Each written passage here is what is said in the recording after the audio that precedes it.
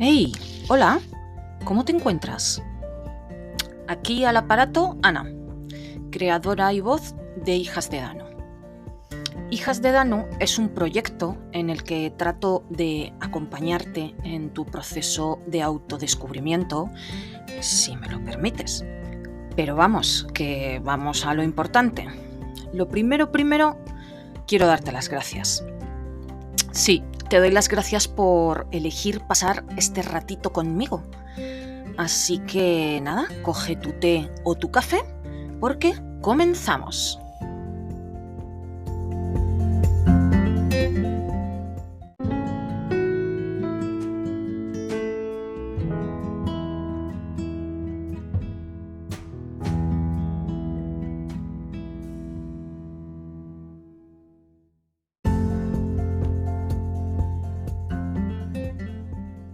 Hola, hoy estoy aquí, tengo conmigo a una persona a la que admiro mucho. Ella se llama Ana, en redes sociales la podéis encontrar como Desvelando a la Diosa, somos tocayas. Y ella es bióloga y es una apasionada de la historia antigua. Muy buenas, Ana. Hola Ana, encantada de estar aquí contigo hoy. Hoy yo quiero que tú y yo charlemos un rato sobre un tema que para algunas personas puede ser un poco controvertido, pero que es terriblemente importante. Y es la importancia de saber cómo ser mujer hoy en día, porque es bastante complicado. Uh-huh. Yo sé que a ti te gusta mucho, porque yo te sigo mucho en redes sociales, comentar y hablar y poner en conocimiento cómo se llevaban a cabo la sociedad antigua en la que estaba proliferando las culturas matrísticas. Sí, bueno, yo siempre hablo de las culturas matrísticas, me gusta hablar de esto porque nadie lo está haciendo. O sea, yo cuando descubrí que veníamos de culturas matrísticas, fue en plan, me está petando la cabeza y no me ha contado esto en el cole. Veo mucho feminismo y veo de todo, pero nadie está hablando de esto, como que habían sociedades donde había una igualdad, o sea, una igualdad a nivel de derechos, a nivel de oportunidades, de errores, ¿no? Y entonces como esto ya lo hemos hecho ya, ¿no? Y en realidad hemos estado viviendo así muchos más años de los que llevamos en el patriarcado. Exacto. O sea, en plan, porque desde la prehistoria, desde que se originó el Homo sapiens, como los homínidos anteriores también, el Neandertal, o sea, el Homo, el Australopithecus, todos los que vienen antes del Homo sapiens vivían así. Entonces, pues podemos decir que llevamos millones de años. Como Homo sapiens igual 200.000 años. Pero la mayoría de la vida del ser humano ha sido así, en culturas matrísticas. Entonces, ¿qué son las culturas matrísticas? ¿No? Porque la gente es como, ¿qué significa? Son sociedades donde la organización se hacía alrededor de las madres, o sea, de las mujeres, pero de las madres. ¿Por qué? Porque si pensamos, pues imagínate, en la prehistoria, hace 100.000 años, claro, ahí no se conocía todo lo que se conoce ahora, porque la ciencia no existía, ¿no? Entonces, pues ellos no veían la relación entre coito, embarazo, parto, generación de vida, ¿no? Entonces, para ellos las mujeres eran mágicas, porque tenían el poder de repente, ¡pum!, una tripa, un bebé, ¿no? Entonces, claro... Y se guiaban más por la naturaleza, por los ciclos naturales, el sol, la luna, lo que veían que sucedía a su alrededor, en su entorno. Claro, y dependían totalmente de eso, o sea, dependían totalmente de la naturaleza, fuera buena o fuera mala, o sea, en plan, hubiera abundancia o hubiera escasez, ¿no? Entonces ellos eran parte de la naturaleza, o sea, no como ahora que estamos súper separados. Y se comportaban como tal. Exacto. Ellos eran parte de la naturaleza y se comportaban como tal, no se creían más, no se creían menos, sino se creían una pieza más del puzzle, que eso es muy importante. Sí, quiero mencionar también que hay alguien que me puede decir, ya, pero tú cómo sabes esto si no estuviste ahí, ¿no? O cómo se puede evidenciar esto. Hay hallazgos arqueológicos de los que podemos hablar luego, pero también lo que se ha hecho mucho es inferir cuando se descubrieron todas las tribus indígenas en el siglo XIX ¿no? Con la colonización se fueron viendo como tribus y cómo vivían las otras poblaciones, ¿no? Entonces ahí, claro, eran poblaciones que no habían estado como tocadas por sociedades como con la cultura moderna, ¿no? Entonces vivían como más, de una forma más similar a los cazadores-recolectores de la prehistoria, y muchas tribus de estas son cazadoras-recolectoras o horticultoras, que eso podemos hablar también, que es como bastante parecido, ¿no? Entonces vieron que son tribus que se consideran parte de la naturaleza también, que se relacionan de esa forma matrística también, ¿no? Eso se fue perdiendo con el tiempo, muy tristemente, con el contacto con los europeos, básicamente. Pero bueno, al principio era así. Y entonces sí que es verdad que esas tribus que se descubrieron en el siglo XIX tienen conceptos como el Gran Espíritu. Y ellos son parte del Gran Espíritu, y hay espíritus en las montañas, en los ríos, o sea, que son parte de la naturaleza, ¿no? Pero bueno, yendo a lo que estaba diciendo yo, la mujer tenía mucha importancia, las madres también, porque al final eran las que proveían hijos, ¿no? Y que eran la base del grupo, ¿no? O sea, la supervivencia del grupo dependía de que hubiera nueva vida en el grupo, por lo que a la mujer tenía un rol súper importante e incluso mágico. ¿Por qué? Porque ahora entendemos cómo funciona el mundo, porque la ciencia nos lo ha explicado. O sea, sabemos que las tormentas pues son, no sé, los nubes son agua condensada que viene de los mares, ¿no? Las lluvias, o sea, lo podemos entender casi todo, aunque no entendamos cómo funcionan los electrones, podemos ir donde buscarlo, ¿no?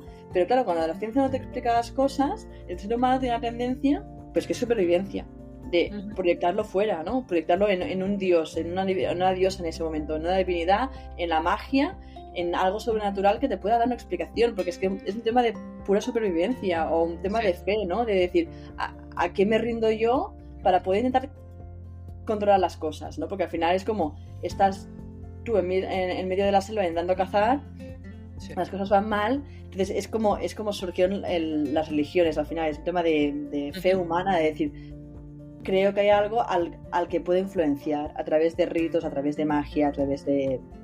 Sí. Entonces, ahí las mujeres eran muy importantes porque por la creación de vida también ellos lo asimilaban con la naturaleza. Al final veían cómo los animales se reproducían también, ¿no? Los frutos, las semillas, todo esto. Entonces, por lo tanto, como he dicho antes, no conocían la relación entre coito, embarazo, parto. Se podía saber quién eran las madres, o sea, tú podías saber quién era tu madre, pero como en sociedades no monógamas, porque evidentemente no había familias nucleares, esto es un invento muy reciente, tenían sexo grupal, o sea, tenían se llama apareamiento multi-macho, multi-hembra, que esto viene de observar a los primates que se relacionan igual, algunos, y entonces no es que hubieran parejas dentro de la tribu, sino que distintos hombres pueden ir con distintas mujeres, entonces no conocían la atribución paterna a la concepción, por lo que los linajes iban de madre a hija. Esto se llama matrilineaje, ¿vale? Entonces, porque era la única manera que realmente se podía saber de quién eras. Claro. La persona que te había traído a este mundo. Claro, tú sabías de dónde había salido, pero no sabías que un hombre te había fecundado a ese óvulo, ¿no? Entonces es que ni se conocía. Entonces había el matrilineaje, por lo que los linajes, los nombres, o sea, imagínate el apellido, ahora es un patrilineaje, porque el apellido viene del padre. Pues en ese momento, a ver, no sé si habían apellidos, pero digamos el clan, ¿no? Era definido los por la clanes, madre. las familias, etcétera, etcétera, es hija de o hijo de. Exacto. Y eran matrilocales o matrifocales, entonces significa lo mismo. Y es que se organizaban alrededor de la casa de la madre o de la tienda de la madre. Aquí, ahora no tanto, ¿no? En el siglo que estamos ahora no tanto, pero en el pasado hemos sido patrilocales. Eso significa que la esposa se va de su casa para irse a casa del esposo o del marido.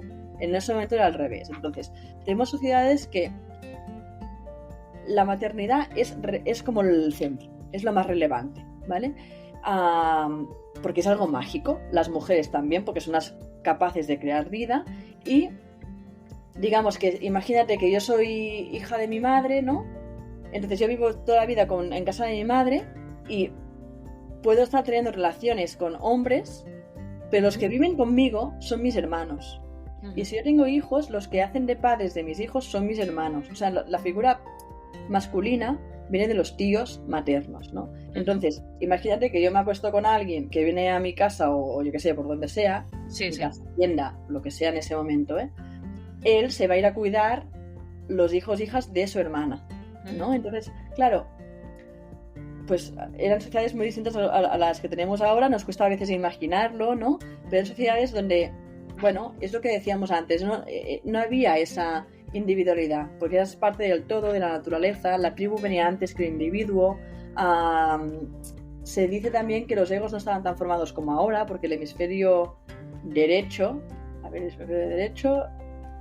tenía mucha más importancia que el izquierdo. O sea, como que no éramos tan mentales, no había como tanta batallita, eso se formó después en la humanidad. Entonces, bueno, pues al sentirte parte de todo, como que todo esto te dé mucho más sentido, ¿no? De hecho, es una forma como que muchos primates y animales se organizan igual, alrededor de las hembras y de la maternidad. Ahora te voy a hacer que te mojes un poquito. Bajo tu propio criterio, ¿crees que esas sociedades estaban, en general, mejor formadas y mejor estructuradas que la sociedad actual en la que vivimos? ¿O prefieres la sociedad actual en la que vivimos? Uy, no, hombre, a ver, yo he sido madre reciente, solo con eso que te digo que, claro, o sea, una sociedad que está, te digo, estoy muy sesgada porque mi bebé tiene 3 meses. Una sociedad que protegía a las madres y donde la pareja principal era madre-bebé. O sea, esa es la pareja principal y realmente tiene mucho más sentido que lo que estamos haciendo ahora de hombre-mujer. O sea, porque yo lo siento ahora como madre, el amor que siento hacia mi hija, no lo he sentido en mi vida. No se puede explicar. No se puede explicar y no tiene absolutamente nada que ver con lo que tú puedes sentir hacia una posible pareja. Absolutamente nada. Ni tampoco tiene nada que ver con el amor que sientes por tus padres. No tiene absolutamente nada que ver, porque se forma en el minuto cero en el que tú tienes a ese ser encima tuyo. O sea, en el momento en el que ese ser ya ves que ya no forma parte de ti, o sea, tú piensas, ¿cómo puedo querer tanto yo a esta personita que recién acaba de empezar a existir? Claro, y es que es algo instintivo en realidad, porque es como ese bebé depende de tu protección, depende de tu nutrición, depende de todo, o sea, depende totalmente de ti, ¿no? Entonces es algo que instintivamente, a nivel biológico, estamos hechos para proteger y para amar mucho más a nuestra descendencia, ¿no? Porque nos apareamos. Al final el coito son 2 minutos. O sea, al final para crear nueva vida por parte a nivel de aparearse hombre-mujer, son 2 minutos. No o sea, la naturaleza no va a fortalecer no va a poner tanta energía de amor o de apareamiento o de pareja en una cosa que tiene 2 minutos. O sea, 2 minutos, a ver, 2 minutos si lo hacemos rápido, entiéndeme, ¿eh? Sí. O sea, digamos que el punto importante donde se genera la vida no es más tiempo. Exacto, entonces es como mucho más importante. Pues eso, que hayamos creado alrededor de ese momento toda una cultura tabú, o sea, a partes iguales, de algo que tiene que ser como súper romántico, mágico, que se hace con una persona, que tienes que tener la misma pareja para el resto de tu vida, que yo realmente nunca he sabido a partir de dónde nace eso. Vale, yo te lo voy a contar.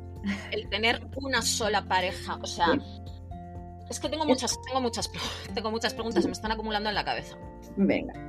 Bueno, digamos que vivimos así desde la prehistoria, como te digo, desde, pongamos, los 200.000 antes de nuestra era, que es cuando surgió el Homo sapiens, y luego ya vamos hacia el Neolítico, que es como hacia el 9.000 antes de nuestra era. Y ahí ya es cuando el ser humano pasa como del nomadismo, ¿no? Del cazar y recolectar, a la agricultura. Tengo que decir que el rol de la mujer era muy importante, no solamente por las capacidades mágicas que se le atribuían, ¿no? O ya ni mágicas, sino por crear vida, ¿no? Y pues ellas entendidas como las únicas, sino porque cuando se dividen los trabajos en la prehistoria, cazando y recolectando, nos han vendido, y esto también se está viendo ahora que es más falso que yo que sé qué, que los hombres cazaban muy fuertes, muy machos, y las mujeres estábamos criando niños o recolectando alguna semillita por ahí, alguna frutita por ahí. Y esto se ha visto que no es verdad, también infiriendo de esas tribus cazadoras-recolectoras, se ve que las mujeres proveen hasta el 70% de los alimentos. ¿Por qué? Porque la caza era ocasional. O sea, la caza de grandes mamíferos, el típico mamut, esto era ocasional. Una vez por cada cuando podían. Entonces era el festín de ese día y ya está. Pero la base no era cazar un mamut cada 2 días, evidentemente. Es que imagínate lo de cazar un mamut cada 2 días. Era básicamente vegetales, tubérculos y recolectar, cazar pequeños mamíferos, y eso lo hacían las mujeres y los niños. Entonces, ¿qué significa eso? Que como las mujeres aportan recursos básicos para la supervivencia del grupo, son igual de importantes. Sí. Y ahí está la clave, ¿vale? La igualdad a nivel de cuánto recurso aportas te da la igualdad de rol también, ¿no? Sí. Y eran sociedades igualitarias. No es que las mujeres fueran más... Y esto no lo he dicho, pero aunque a las mujeres se le atribuyera más magia o tal, no oprimían a los hombres. No había una desigualdad a nivel de... No eran sociedades matriarcales. Exacto, no era un matriarcado, que sería como lo opuesto al patriarcado. Las llamamos matrísticas porque no hay igualdad. Simplemente se organizan alrededor de la mujer. Sí, pero no hay lo que acabas de comentar de que los núcleos familiares eran alrededor de las madres, pero no por eso las madres o las mujeres eran más importantes que los hombres, sino que a cada cual se le atribuía su justa vamos a la palabra ahora, su justa importancia. Exacto. Entonces, ¿qué pasó? Entramos en la agricultura, y para entrar en la agricultura esto en distintas partes del planeta y distintos momentos fue diferente, ¿vale? No fue como toda la vez, evidentemente. Esto ocurrió en Centroamérica, en el sudeste asiático y en lo que es la antigua Mesopotamia, o sea, Oriente Medio, Asia Menor. Yo me centro más en Asia Menor y Oriente Medio porque es lo que más cerca me toca y es lo que hay más datos arqueológicos también, ¿vale? Pero se estima que más o menos fue como igual, aunque fue en distintas épocas. Entonces se pasó de la caza y recolección a la horticultura, que es como más pequeño huerto, o sea, no son campos extensivos donde hay que utilizar el arado y con mucha fuerza, sino que es más como pequeño. Y se dice, bueno, se sabe, que fueron las mujeres las que empezaron a hacer la horticultura porque eran las que tenían el dominio de la recolección de los frutos y de los vegetales, por lo que tantos años habían ya aprendido qué vegetales salen en qué estación, los ciclos, o sea, tenían ese conocimiento, por lo que en ese momento todavía fueron más relevantes, ¿vale? Las mujeres. Entonces, hasta que fuimos horticultores, la sociedad seguía igual. ¿Por qué? Porque la mujer podía seguir teniendo un rol súper importante a nivel de producción de recursos y de alimento. Y también a nivel de lo que decían de crear vida. Pero a medida que se fue instaurando la agricultura extensiva, o sea, ya hablamos de arados, de grandes campos y la ganadería, se vio por la parte de la ganadería cruzando animales la relación entre concepción, parto y concepción, embarazo y parto, porque claro, con la ganadería se vio con los animales cómo se reproducían, ¿no? Claro. Entonces, ahí se entendió la aportación paterna a la concepción y a la vida. Entonces, la aportación del hombre, y esto fue clave también entenderlo, porque ya se le quita esa magia a la mujer, no es como que contribuimos los dos, ¿no?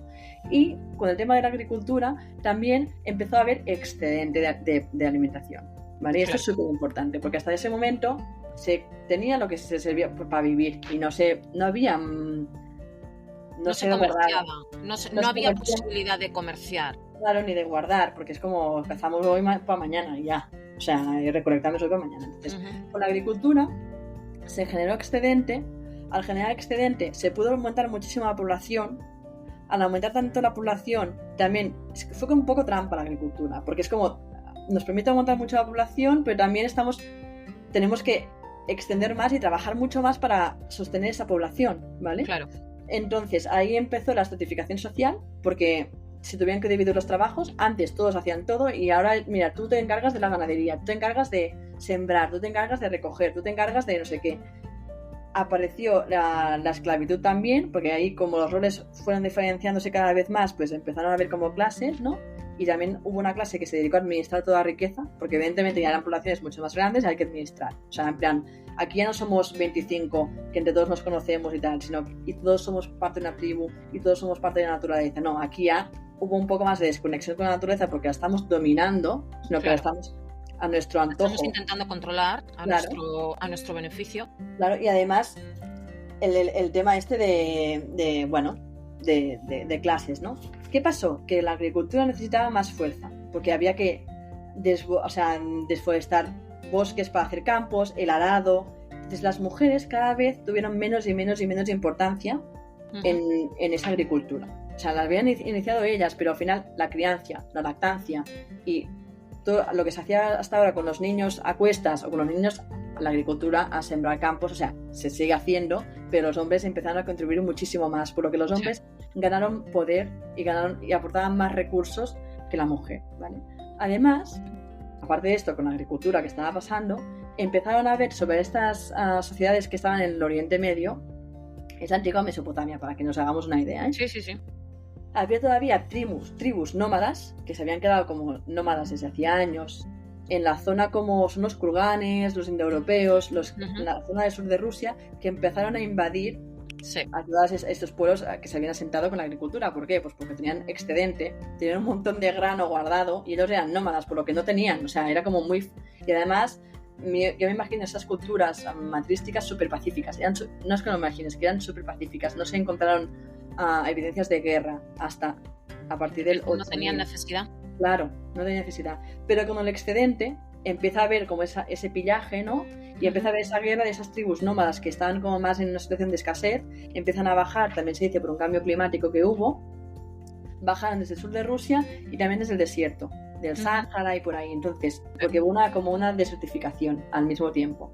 Entonces, eso hizo como una presión sobre esas sociedades mesopotámicas que digamos, que aún no eran Mesopotamia, pero ahí en esa zona. Sí. Y entonces apareció también la propiedad privada. ¿Por qué? Porque esas tribus nómadas eran patriarcales, ¿vale? Para ser patriarcal, esto es muy importante entenderlo, significa que sus linajes eran de padre a hijo, patrilinajes, en lugar de ser de madre a hija. Pero, para asegurarte, esto es la clave de todo, para asegurarte que tu hijo es tuyo, si eres hombre, tienes que asegurar que la mujer solo se acuesta contigo. Claro. Y esas sociedades que eran no monógamas, que se acostaban, pues no sé si todos con todos, pero que había mucha libertad sexual por parte del hombre y de la mujer, claro, se tuvo que reducir a la monogamia, porque es que si no, ¿a quién voy a pasar las propiedades? A un hijo que no es mío. O sea, empezó como a necesitarse que la mujer fuera monógama. Los hombres no, los hombres hicieron lo que les dio la gana, pero las mujeres monógamas, ¿no? Y de ahí viene todo el tema de la represión sexual de la mujer, de la sumisión, ¿no? Fue el tema de, bueno, pues todo eso, como esa influencia de perder rol en la agricultura, la propiedad privada, querer pasarla por herencia y la monogamia. Y ahí es como se empezaron los matrimonios. Los matrimonios eran en plan, bueno, como las mujeres nos tenemos que quedar en casa criando de los hijos porque no podemos hacer esos trabajos, necesitamos, al principio era asociarse económicamente con alguien para que te pudiera sustentar. O sea, en plan, yo crío tus hijos, tú me das comida. O sea, tú trabajas y me das comida. Y empezó así. Y al final, muy rápidamente evolucionó a considerar a la mujer como la propiedad del hombre y a comerciar con ella. Porque al final, y no tanto la mujer, era su capacidad reproductiva. ¿Por qué? Porque para la agricultura, cuantos más hijos tengo, mejor produzco. Y mejor rendimiento le saco a mis campos, ¿no? Y a mi producción. Entonces era como, necesitamos a las mujeres que nos den muchos hijos. O sea, que se pasó a hacer exactamente igual que se empezó a hacer con la naturaleza. Exacto. O sea, se pasó a hacer con la mujer exactamente lo mismo que se había empezado a hacer con la naturaleza, que es considerarla un valor más y a ver cuánto puedo rentabilizar de ella. A comerciar, a explotar, a someter y a reducir al final, ¿no? O sea, y también, bueno, es un poco esto de la energía femenina, ¿no? O sea, al final la energía femenina, considerada como yin y yang, ¿no? Es como lo que nos recuerda a la materia, ¿no? O sea, y al final también se vio que todo esto fue evolucionando y cada vez había como un desprecio por parte de los hombres hacia las mujeres porque les recordaba a esa naturaleza, a ese componente animal, ¿no? ¿Por qué? Porque mujeres, por mucho que tú les quites el valor, las denigres, les cortes todos los derechos que puedan tener, los hombres a las mujeres las van a seguir necesitando y las mujeres a los hombres, porque se necesitan las dos energías para generar la nueva vida. Claro, totalmente, es así. Todo esto que estamos hablando es historia. No nos estamos inventando nada, no nos estamos sacando absolutamente nada de la manga y por eso viene mi siguiente pregunta, que es, ¿por qué no nos han contado todo esto? A ver, yo creo a mí me gusta ser poco conspiranoica, en plan, no me gusta pensar que hay gente ahí activamente, ¿sabes? Sí. Pero pienso que se juntan como las dos cosas. Uno, que al sistema no le conviene saber que ha habido otro sistema que ha funcionado de una forma más orgánica y como lo que ahora estamos intentando buscar, porque al final se tambalea todo, ¿no? Y esto sería un poco más, igual, un poco más conspiranoico, pensando que hay gente activamente que lo quiere. Luego pienso que hay una parte de desconocimiento Y luego también pienso que hay una parte de... Cuando todo esto se descubrió, se miró con la perspectiva de hombre blanco. O sea, Sí, entonces te entiendo. no se entendió nada de lo que se estaba viendo. O sea, esto que estoy explicando, hay para quien quiera saber, hay libros. Igual después puedo hacer como un poco de resumen de los libros en los que me he basado para estar divulgando esto. Pero claro, se basa en hallazgos arqueológicos. Por ejemplo, un montón de figurillas, más de 5.000 figurillas por toda Europa y Oriente Medio, incluso norte de África, de mujeres y no de hombres. Entonces, si tú te encuentras 5.000 figurillas que son de un periodo de entre 50.000 años o 25.000 años, tú ahora lo ves con estos ojos y dirás, ¿será que la mujer era importante? Si se hacen esculturas, porque esas sociedades madrísticas, que no lo he dicho, creían en una diosa, sí que lo he dicho, creían en una diosa, ¿no? Entonces hacían figurillas de la diosa. Hay discusión sobre si eran figurillas a la diosa o eran figurillas a las madres, pero bueno, quieras o no, es a la mujer. Sí. Entonces, al fin y al cabo, el resultado es el mismo. Sí.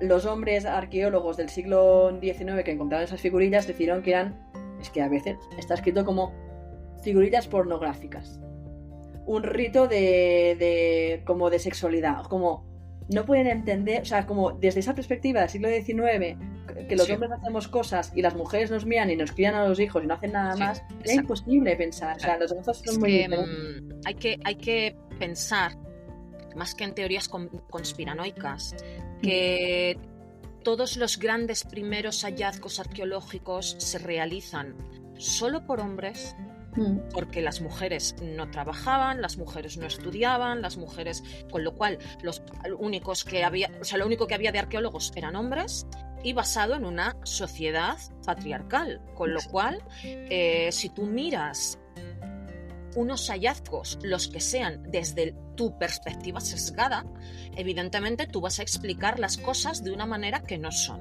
Exactamente igual que pasó con restos arqueológicos de las culturas celtas, donde se encontraban tumbas de guerreras, grandes tumbas de guerreras con sus caballos, con sus armas, y inicialmente se niega que eso pueda ser, que esas tumbas puedan ser de mujeres. Y que decían, eran las esposas del guerrero, ¿no? Y les habían puesto la espada de adorno, ¿no? Algo así. No, es que como por aquel entonces no existía el ADN, no se podía demostrar, eran hombres. Claro. O sea, era imposible que pudiesen ser tumbas de mujeres, porque las mujeres no peleaban, las mujeres no iban a la guerra, las mujeres no luchaban. ¿Qué pasa? Que con el paso de los años y las evidencias científicas de cara a las nuevas tecnologías, se demuestra mediante ADN que efectivamente sí eran mujeres. Pues mira. Y resulta que las mujeres también iban a la guerra en las culturas celtas. ¿Qué pasa con la cultura egipcia? 3/4 de lo mismo. Las mujeres en casa, no sé qué, no sé cuántos. A la luz de nuevas pruebas se demuestra que la mujer era casi tan importante o más en la sociedad que el hombre, que las herencias se heredaban de madres a hijas, y que era la mujer la que decidía si se casaba o no se casaba y con quién. Claro. Otra cosa así que es como algo similar, ¿no? De cómo el hombre blanco patriarcal o del siglo XIX victoriano, o sea, veía las cosas de su prisma y escribía en sus libros cómo eran las cosas, ¿no? Y eso todavía ahora se está dudando, o sea, como hay gente que, no sé, nunca me ha pasado, pero estoy segura que en algún momento me va a pasar. Ir divulgando esto y me van a decir, no, pero es que tal persona dijo, y yo, ¿tal persona en qué siglo? ¿En el 1880? O sea, porque es que esto es así. Y entonces, como he dicho, todo este relato, las evidencias vienen de hallazgos arqueológicos y de inferencia de tribus que es de antropología, ¿no? De antropólogos que han descrito los comportamientos de tribus del siglo XIX y XX, ¿no? Cuando se encontraron. Vale. Muchos de esos relatos, de los escritos de esas tribus, son misioneros, ¿vale? Que iban a evangelizar a toda esa gente. Claro. Imagínate, un misionero es un cura. O sea, para empezar. Entonces, las prácticas que se veían y los comportamientos que se veían están totalmente mal interpretados. Por ejemplo, porque la gran mayoría de esas tribus, aparte de ser matrísticas, bueno, muchas se viraron a patriarcales, pero bueno, hay como algunos rasgos matrísticos ahí. Muchas de esas tribus son no monógamas. O si son monógamas, antes de casarse son increíblemente promiscuas. Y cuando digo promiscua no lo digo a nivel mal, sino a nivel de que todos con todos. O sea, lo digo Sí. sin que suene despectivo. Sí. Entonces, los misioneros, eso, como que estoy leyendo un libro sobre esto de cómo los misioneros escribían lo que les dio la gana con lo que veían y es totalmente sesgado y no tienen ningún tipo de solidez lo que están diciendo. Entonces ha habido trabajo de antropólogos que han tenido que escribir su tesis, ¿no? Y decir, no, es que aquí te diste esto y era totalmente lo opuesto. O sea, que un hombre y una mujer estén en matrimonio no significa que tengan exclusividad sexual para esa gente, porque para ellos el matrimonio es un término más económico-social, en plan para mantenerse a nivel económico, pero luego se acuestan con quien les da la gana, ¿no? Entonces, que también hubo esa perspectiva, ¿no? Ese sesgo de hombre blanco interpretando las cosas como él cree y que eso igual es lo que ha permanecido hasta ahora como teoría aceptada y que no, que hay que empezar a dudar de esto. Entonces ahora, a estos años, últimos 10, 20 años, es cuando se está empezando como más a dudar de esto. Bueno, la primera que lo hizo fue María Jan Butas, que es como la referente en todo ese tema de la matrística,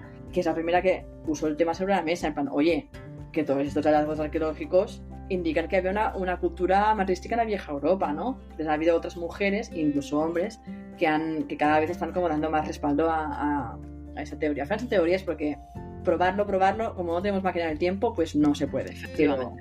Pero bueno, que nadie lo duda ya, esto. O sea... Y siempre hay que tener en cuenta que en un futuro se pueden descubrir cosas que ahora mismo no conocemos. Claro. Y eso no significa que nosotros hayamos pretendido excluir una parte de la historia, sino que simplemente no disponíamos de las herramientas para explicarlo en su totalidad, porque como dices, no tenemos una máquina del tiempo para poder volver al pasado y ver cómo se estaban haciendo las cosas. Claro, totalmente. Así que al final resulta que no son teorías de la conspiración, sino simplemente desconocimiento. Claro, es desconocimiento, es desconocimiento, es una visión totalmente como sin crítica, o sea, de un siglo y de un tipo, o sea, sí, de un género, o sea, sin perspectiva de género en absoluto, sin perspectiva racial, o sea, como... Nada, claro. Nada.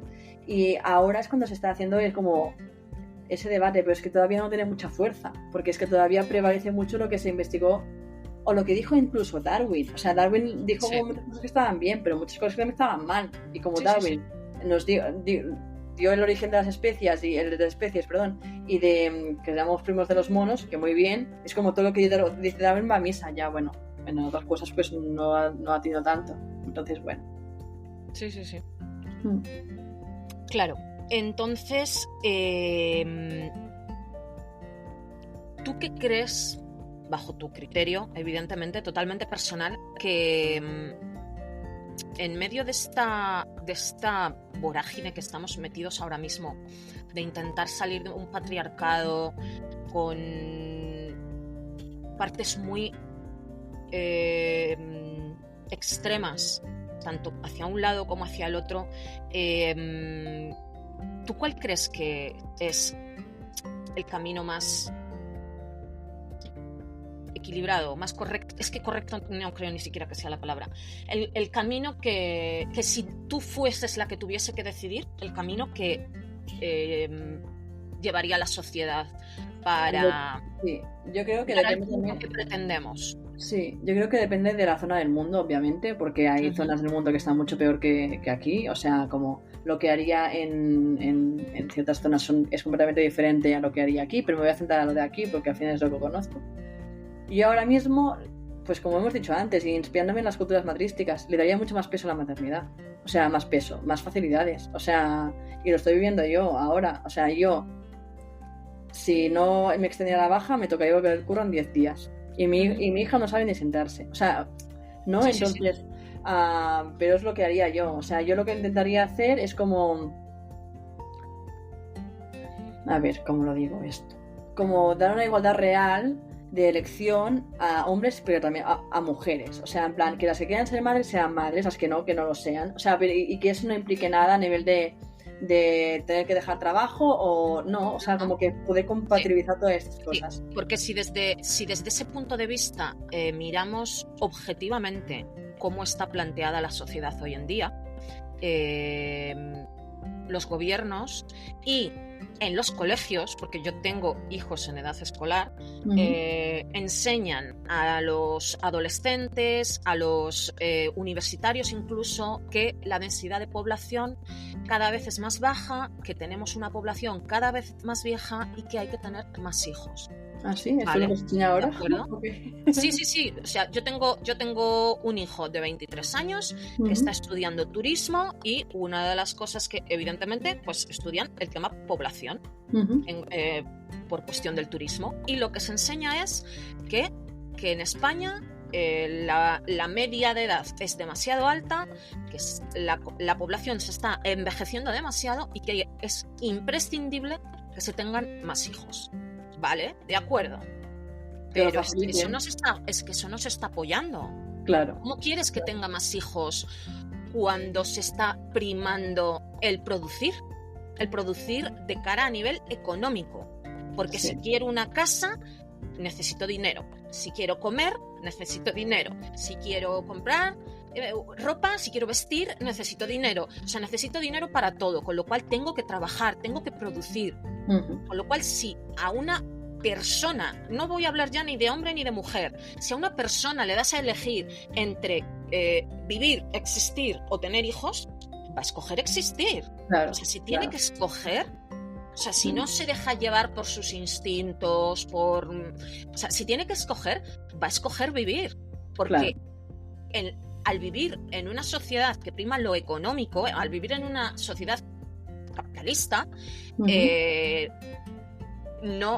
sea, choca las necesidades reales de la sociedad de hace falta más nacimientos con lo que realmente se está brindando a los hombres y a las mujeres. Claro.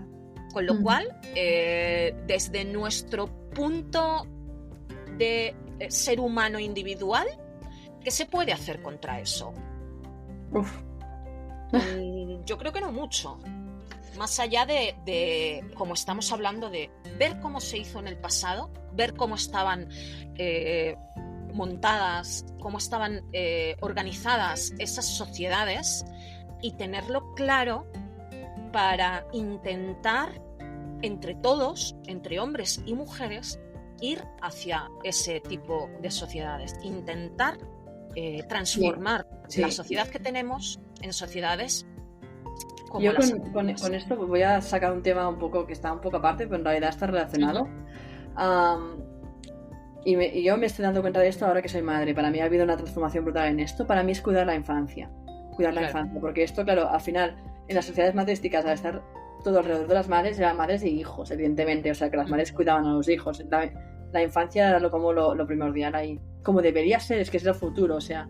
Pero lo diferente es que esas sociedades, las madres, criaban desde el deseo materno, ¿vale? Esto, una gran autora es Castelo Rodríguez, que habla de esto, y es como un poco el instinto o cómo relacionar la sexualidad de la mujer con la crianza, ¿vale? Que nos han dicho que es algo separado, totalmente opuesto, ¿no? De si eres sexual, no eres madre, o no mezcles sexualidad con hijos porque pum, es incesto, y todas estas cosas, pero en realidad yo estoy pasando por ello, y he hablado con muchas mujeres que han pasado por ello.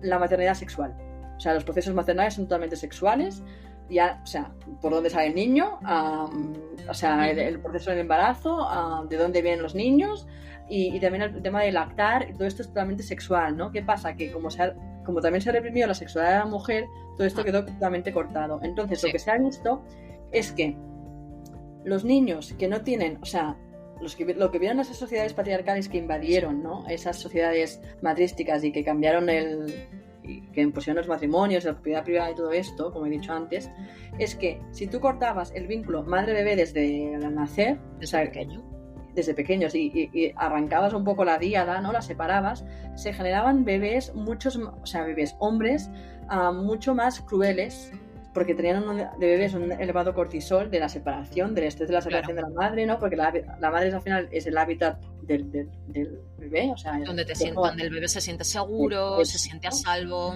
Entonces, al arrancar eso, al separar eso, eran bebés con mucho más cortisol, mucho más propensos con ese estrés al sufrimiento y a tolerar a la crueldad humana. Entonces, se generaban soldados así. Claro, y eso, se generaban mejores guerreros, que es lo que ellos necesitaban para invadir, para conseguir más tierras. Claro. Entonces, hay toda una serie de teorías, y ahí voy a mencionar a William Reich, que es como reprimir la sexualidad de la mujer. Y reprimir la maternidad con ese deseo materno, lo que hace son individuos mucho más estresados, mucho menos empáticos y mucho más orientados, pues eso, a no a vivir y a querernos y a amarnos, sino o sea, como pum, pum, pum, ¿no? Sí, entonces, si respetamos los derechos de la infancia, si volvemos a luchar por los nacimientos, por cómo nacen los niños, que se respete el piel con piel, que las madres tengan el tiempo de poder maternar con calma, de que no tengan que volver al trabajo a los 4 meses. O sea, para mí, respetar los derechos de la primera infancia es, al final, vamos a conseguir personas mucho más felices y con los egos mucho más abajo y con una sociedad que se pueda amar y colaborar y cooperar mucho más entre claro, ellos. Porque esos niveles de cortisol ya desde el principio van a ser mucho más bajos y va a haber mucha menos predominancia de que haya picos de cortisol, porque las personas no van a estar tan a la defensiva. Bueno, su ámbito normal que ellos hayan estado acostumbrados sea el de estoy seguro, el de no hay peligro. Hay mucha evidencia de si un bebé, los deseos de un bebé o de un niño son complacidos en los primeros meses, años, ese bebé ya tiene como una base de felicidad mucho más alta. O sea, no necesita empezar a poseer, o sea, como que el sistema nervioso se regula mucho mejor y muy diferente a si has estado estresado desde que eres un bebé. Bueno, ahí podemos entrar en los traumas de la infancia, todo esto, pero el trauma primal, el gran trauma es la separación de la madre, que ya de por sí lo tenemos. O sea, todos cuando nacemos, que nos separan de la madre por el tema de nacer y salir del cuerpo, es como la gran herida de la humanidad, ¿no? Esto es lo que hay, es lo que significa nacer, que estabas muy bien y ya no estás muy bien y a partir de ese momento la vida va para abajo. Pero, ostras, o sea, que tiene mucha implicación, ¿no? Entonces, ojalá pudiéramos darnos cuenta de eso y cuidar eso, porque es que realmente, también quiero mencionar que las mujeres que han tenido cesáreas y tal, se puede hacer mucho trabajo para volver a establecer ese vínculo. No quiero decir, porque alguna vez se me ha interpretado mal y luego, bueno, he recibido un poco de hate en redes, pero que si hay necesaria se puede reparar ese vínculo y se puede hacer piel con piel y puede volver a quitar el cuerpo materno a un bebé y no va a salir de un bebé soldado, evidentemente, pero que hay que prestar atención porque los primeros meses, años de vida de un infante son cruciales para su bienestar futuro y para el bienestar de la sociedad, en realidad. Pues sí. Y hacen falta muchas más voces gritando bien alto esto para que quede bien claro. Ahora yo te voy en relación con todo esto, evidentemente hay muchas personas que pueden calificar que tu vida personal, la tuya, como que no se ajusta a la norma, entre comillas, que puede estar establecida ahora. Para ti, a lo largo de toda tu vida, ¿cómo de fácil o difícil ha sido ser mujer? Mi vida no se ajusta ¿en qué sentido lo quieres decir? ¿A nivel de mi manera de ser mujer o mi manera de relacionarme? O... Tu manera de ver las cosas, el estar buscando esa información, pues que no está al alcance de todos, ¿no? O te la encontraste, esa información. A ver, yo... ¿Tú sentías que había algo que tenía que ser de otra manera, que había sido de otra manera, o simplemente te lo encontraste y te llamó y entonces tiraste por ahí? O sea, me refiero que no eres la típica muchacha que ha hecho su carrera, ha hecho su trabajo, se ha casado con su marido, ha tenido sus hijos y no ha pensado que pueda haber nada más. O sea, típico, clásico, no son palabras que me vienen a mí a la cabeza si pienso en ti. Bueno, yo le tengo que dar las gracias a mi madre. O sea, que que me encanta esta respuesta, de verdad. Sí, mi madre me educó de una forma muy alternativa, o sea, en casa no teníamos televisión, solo yo tengo 30, o sea, como no es que tuviera Netflix precisamente, o sea, que no había televisión, sí.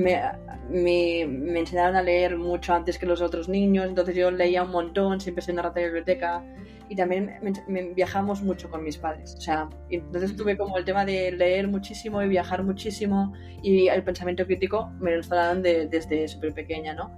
Entonces mi madre siempre me decía, tú no te cases ni tengas hijos, que esto es una trampa. Me decía eso. Y al final ahora pues, tengo hijos y estoy casada, pero estoy casada con mis acuerdos no monógamos también, ¿no? Que es la forma como que yo he encontrado de sentirme a gusto con lo que quiero y lo que soy.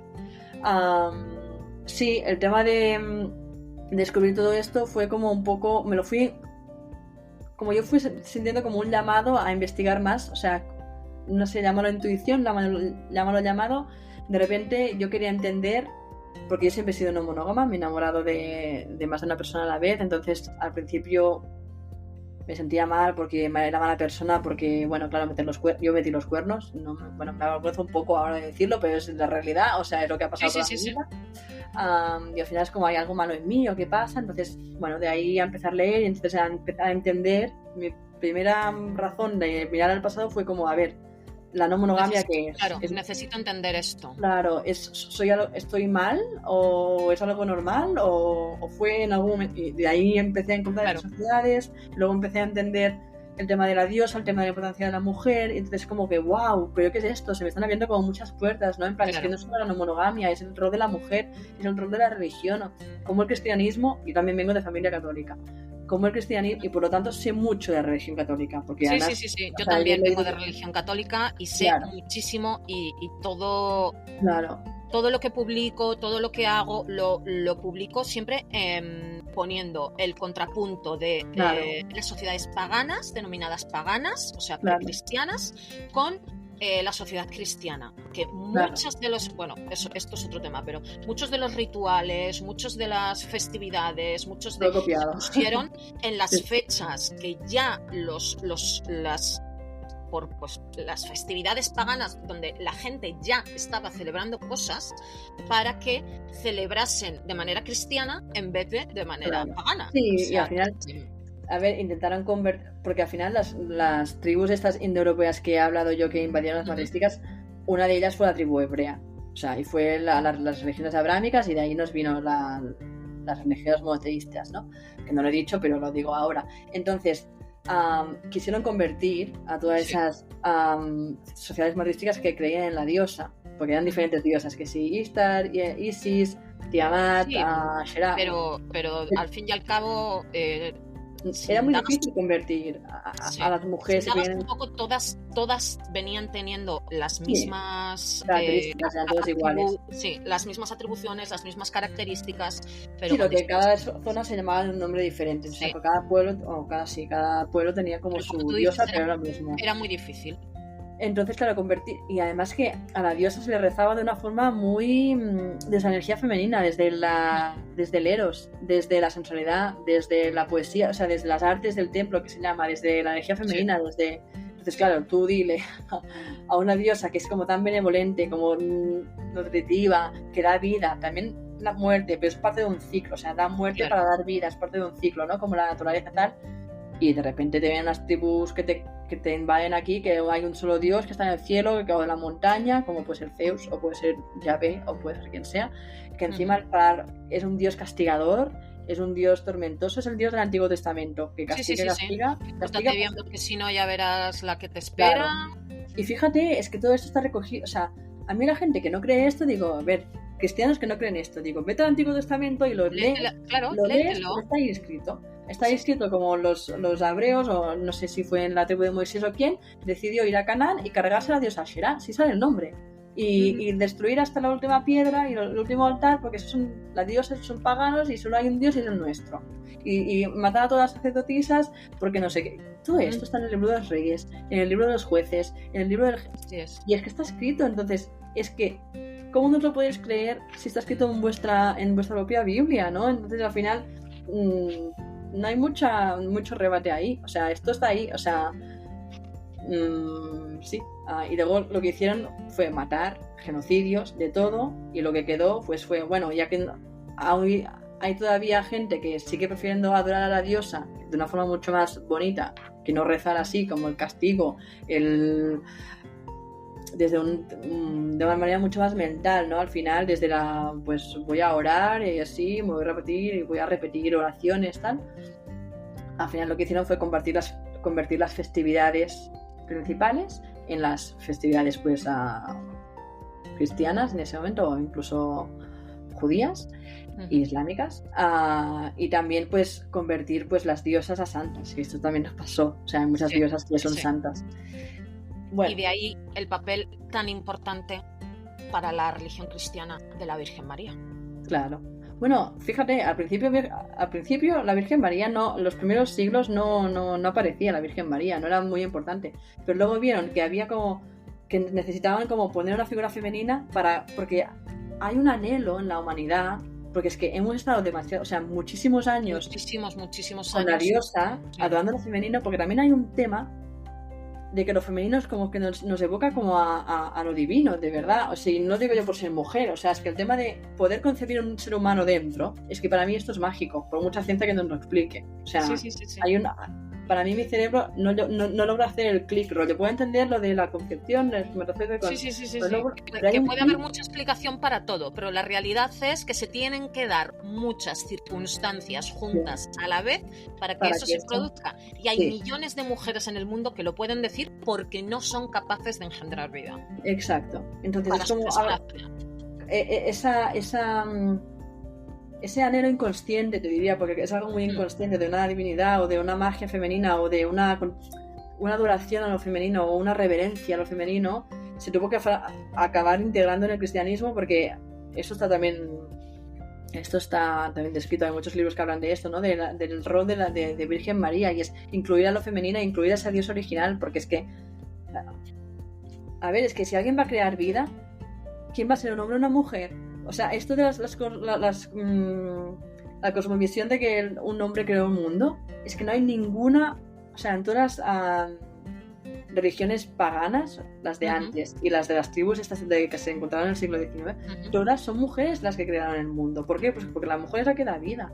Claro. Y ya está. Entonces esto de que un hombre creó el mundo en 7 días, pues se queda un poco corto. O sea, ¿no? Y por eso se incluyó ahí. Bueno, podríamos hablar de la Virgen María y luego de María Magdalena y de cómo se dicotomizó totalmente el tema de si eres madre, eres asexuada y lo haces y no tienes sexualidad para nada, porque mira, ella fue virgen y tal, si eres sexual eres como lo más impuro y lo más detestable y vas a ir al infierno, ¿no? Porque al final María Magdalena, la otra mujer que sale en la... Sí. Siempre se la atribuyó que era una puta. Se la atribuyó, cosa que no es verdad. Pero es como, o eres una o eres la otra, y para ser madre tienes que ser súper pura y súper casta, ¿no? Y al final eso, ¿para qué? Y es siempre lo mismo, para asegurar que tú llegas virgen al matrimonio, para que los hijos sean de tu marido. O sea, es lo que hemos comentado antes. Para ejercer un control sobre algo que en origen no era controlable. Exacto. Sí. Ana, me pasaría horas hablando contigo, de verdad. Es que es tan interesante todo este tema. Cuéntanos, si queremos saber más de esto, libros, dónde te encontramos, con quién más colaboras. Mira, me encontráis en Instagram en Desvelando a la Diosa, porque pues yo empecé todo esto con el tema de la diosa, que me fascina y me gusta mucho. Me gustaba mucho hablar de ella, y ahora me he desviado un poco con matrística y con no monogamia y con maternidad. Hago un poco un mix de esto: maternidad, no monogamia, culturas matrísticas, sexualidad consciente. Hago a veces talleres y cosas así como de sexualidad consciente, de las artes del templo, de cosas mistéricas con la energía sexual, chamanismo sexual también. Esto por un lado. Luego, libros para descubrir sobre esto. Recomiendo muchísimo Cuando Dios era mujer, de Merlin Stone. Y también El cáliz y la espada, de Ryan Esler. Son los dos libros que mejor cuentan esto, de cómo cambió la matrística. Pero igualmente, si vais a mi Instagram, tengo un post de libros y doy 6 y tal. Leer también a Casilda Rodríguez, que es la que habla del deseo materno y de cómo la infancia, las madres y la importancia de la díada y cómo si se corta eso se genera violencia, básicamente. Y también habla mucho de la sexualidad de la mujer, la represión de la sexualidad de la mujer y cómo eso influye en el parto y en todo, en la violencia del ser humano. O sea, cómo reprimir la sexualidad de la mujer genera violencia, básicamente. Y no en las mujeres, sino en los hombres. En general. Sí, en general. En la sociedad, vaya. En la sociedad, sí. Esto a nivel de bibliografía.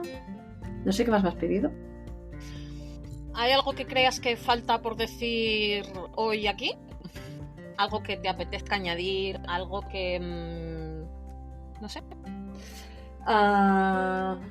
No, yo creo que hemos hablado un poco de todo, así muy por encima, pero si alguien tiene curiosidad por algún tema, pues que me escriban, que igual me inspiran y hago un post. Soy súper accesible, cualquier cosa, si me está lleno de cosas. Doy absoluta fe de ello, que eres una persona súper cercana, súper accesible, y te doy 1000 gracias por haber accedido a estar hoy aquí conmigo. A ti por invitarme. Muchas gracias, Ana. Adiós. Adiós.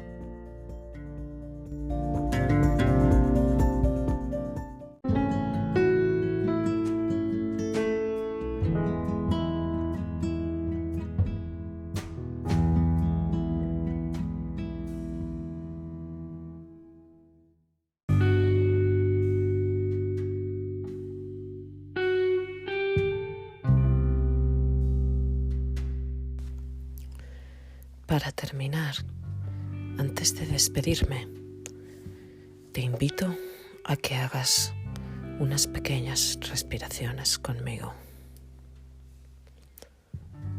Apoya los pies por completo en el suelo para poder conectar con tu cuerpo y también con la tierra. También puedes cerrar los ojos, solo si no supone un riesgo para ti.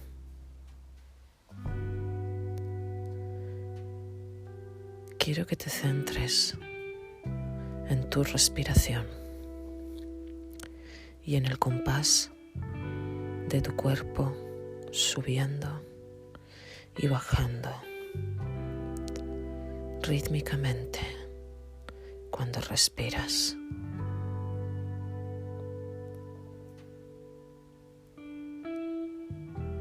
Inhalas y exhalas pausada y relajadamente. Observa tu respiración con calma. ¿Es tranquila? ¿O por el contrario, es una respiración agitada? Si es así, observa poco a poco cómo se va calmando y cada vez estás más y más relajado o relajada. Solo existes aquí y ahora. Todo está bien. No hay nada más. Ahora mismo, todo es simplemente perfecto.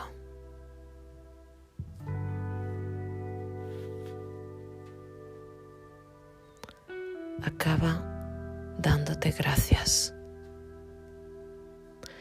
Agradécete el darte permiso a tener este momento de conexión contigo.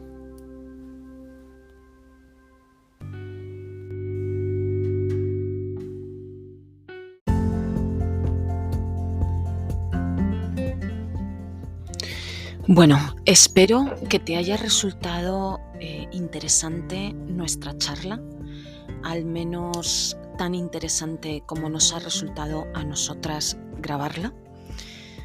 Darle las gracias infinitas una vez más a Ana de Desvelando a la Diosa por acceder a tener esta charla conmigo con tanta información súper valiosa que nos ha dejado. La verdad es que este capítulo es un capítulo para escucharlo en repetidas ocasiones y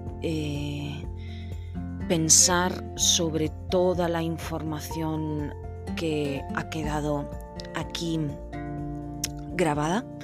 Recordarte que puedes contactar con Ana a través de su Instagram @desvelandoaladiosa, y si te interesan todos estos temas en los que nos hemos introducido hoy, puedes escribirme, puedes ponerte en contacto conmigo a través de redes sociales, a través de comentarios en este podcast.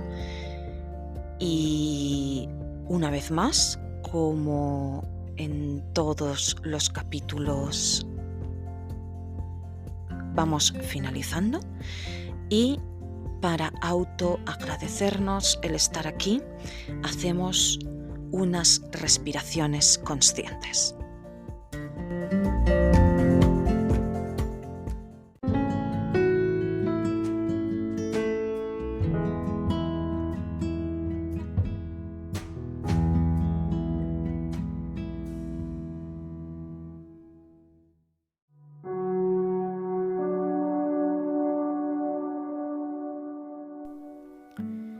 Me despido de ti ya por hoy. Espero que te haya gustado y que te haya servido el tema del que te he hablado, y me encantará saber qué te ha parecido. Me puedes escribir en comentarios, mandarme un correo o un mensaje directo por cualquiera de las redes sociales, Instagram, Facebook. Contesto yo y te aseguro que contesto siempre. Te agradezco infinito si es que te ha gustado el episodio, si lo compartes, si me das estrellitas, si comentas, porque así me ayudas a llegar a más gente. Y recuerda, no importa lo bajo que crees que has caído, no importa lo difícil que es o lo oscuro que está, siempre puedes alzar tu voz. Namaste, querida alma.